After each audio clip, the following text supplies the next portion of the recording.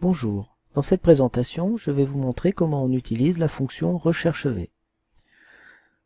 Pour cela, j'utilise un classeur avec deux feuilles, une feuille produit qui contient une liste de produits caractérisés par leur code unique, leur désignation et le prix unitaire hors taxe. La feuille facture me permet d'établir des factures pour mes clients.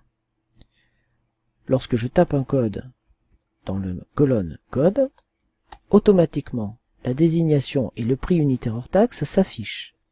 Je n'ai plus qu'à saisir la quantité sélectionnée pour pouvoir ensuite établir ma facture.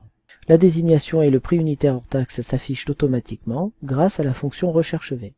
Donc je me positionne ici dans la cellule B3. Dans la barre de formule, je tape égal recherche V.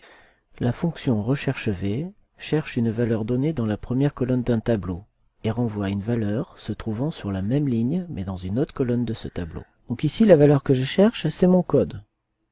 Le deuxième paramètre, c'est le tableau dans lequel j'effectue ma recherche. Donc ici, sur la feuille produit, je sélectionne l'ensemble de mon tableau.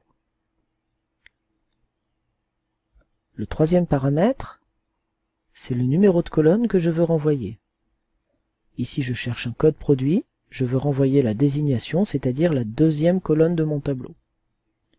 Le dernier paramètre me permet de spécifier si je cherche exactement le code ou si je me contente d'une valeur proche.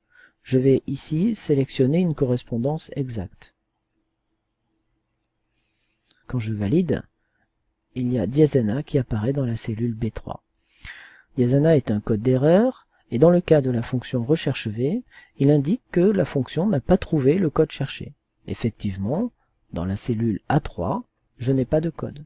Si je tape le code d'un produit qui existe, sa désignation s'affiche. Si je veux pouvoir recopier cette formule vers le bas, il ne faut surtout pas que j'oublie de bloquer les références de mon tableau en utilisant le symbole $, comme ceci. Je vais faire la même manipulation pour faire afficher le prix unitaire hors taxe. Donc ici, dans la barre de formule, je rappelle ma fonction recherche V. Ce que je recherche, c'est toujours le code.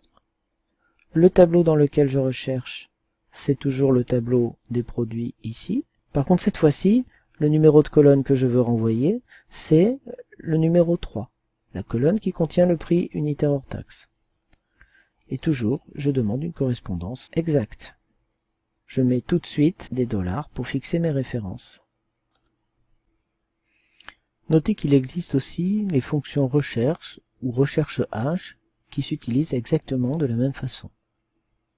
Voilà qui conclut cette présentation sur la fonction recherche V.